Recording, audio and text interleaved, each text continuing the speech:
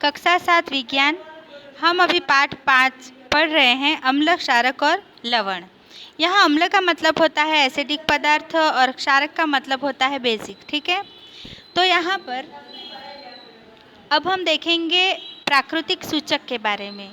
तो सबसे पहले आपको ये ज्ञात कर लेना है कि सूचक आखिर है क्या।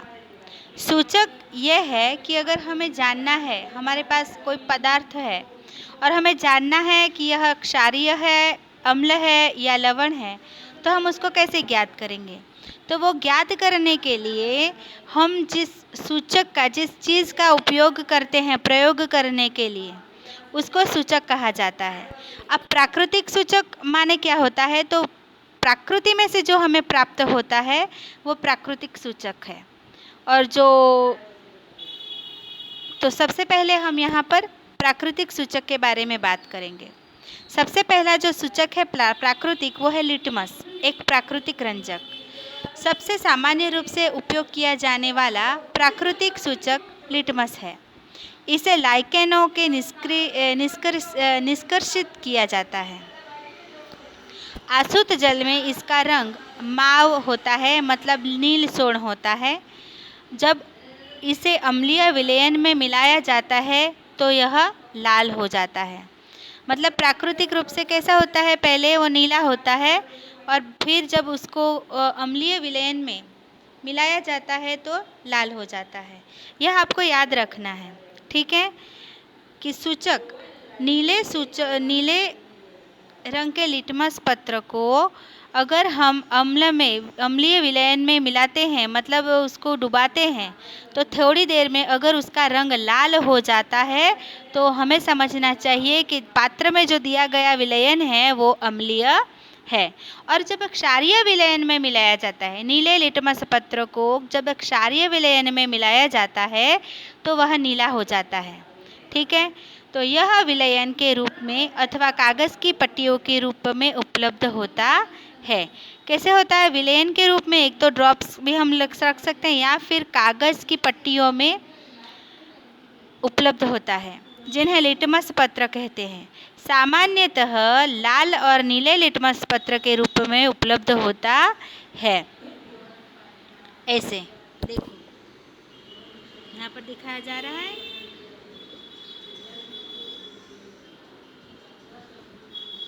ये नीला लिटमस पत्र है और ये लाल लिटमस पत्र है। अगर नीले लिटमस पत्र को एसिडिक अम्लीय विलयन में मिलाया जाता है तो उसका रंग कैसा हो जाता है, लाल हो जाता है ना। और क्षारीय में मिलाया जाता है तो इसका लाल लिटमस पत्र का रंग कौन सा हो जाता है, नीला हो जाता है। तो इससे हम जान सकते हैं कि दिया गया विलयन अम्लीय है या क्षारक है। सबसे पहले यहाँ पर देखिए, इस तरह से देखो, यहाँ पर कागज़ में कौन सा विलयन रखा गया है, नीला वाला।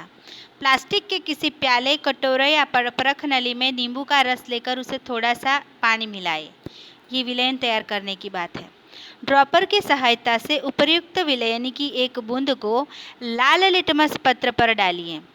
ठीक है, अब यहाँ पर आपको याद होना चाहिए, अभी तक हमने पढ़ा तब तक कि नींबू का रस कैसा होता है, खट्टा। खट्टा माने अम्लीय, अम्लीय माने एसिडिक।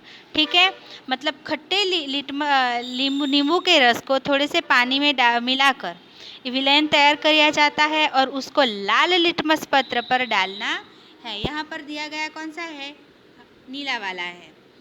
तो आगे देखो, क्या इसके रंग में कोई परिवर्तन होता है। इसी परीक्षण को नीले लिटमस पत्र के साथ दोहराइए। नोट कीजिए कि क्या रंग में कोई परिवर्तन हो रहा है। इसी क्रियाकलाप को निम्नलिखित पदार्थों के साथ दोहराइए। लाल के साथ तो हमें नहीं बताया गया,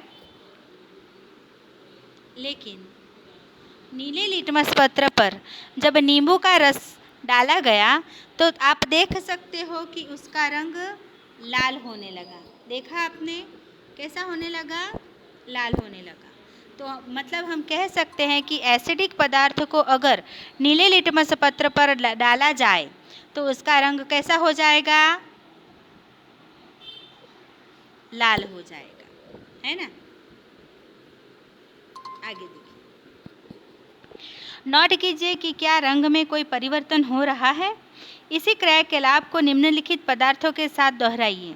जैसे हमें लिटमस पत्र लेने हैं, नल के पानी को उसमें डुबाना है, फिर आप देखिए उसका रंग बदला या नहीं। अपमार्जक मतलब डिटर्जेंट का घोल को लेना है, वातित पेय पदार्थ को लेना है, साबुन का विलयन को लेना है, शैम्पू, सामान्य नमक का विलयन, शक्कर का विलयन, सिरका, बेकिंग सोडे का विलयन, दूध या मैग्नीशियम धावन सोडे का विलयन तथा चूने का पानी आदि को लेना है। और फिर सभी के ड्रॉपर हमें नोट करने हैं, ठीक है। चूने का पानी बनाने के लिए किसी बोतल में चूने की कुछ मात्रा पानी में घोलिए। विलयन को भली भांति हिलाकर कुछ देर रखने दीजिए। अब बोतल के ऊपरी भाग में कुछ द्रव को किसी बर्तन में निथार लीजिए। यह द्रव ही चूने का पानी है। इसी तरह हम चूने का पानी बना सकते हैं।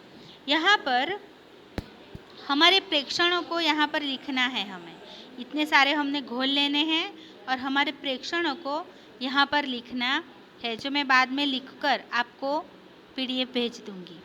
क्या आपकी सूची में कुछ ऐसे विलयन हैं जिनका लिटमस पत्र पर कोई प्रभाव नहीं होता? इन पदार्थों के नाम लिखिए। ऐसे विलयन जो लाल अथवा नीले लिटमस पत्र के रंगों को परिवर्तित नहीं करते उदासीन विलयन कहलाते हैं, है ना।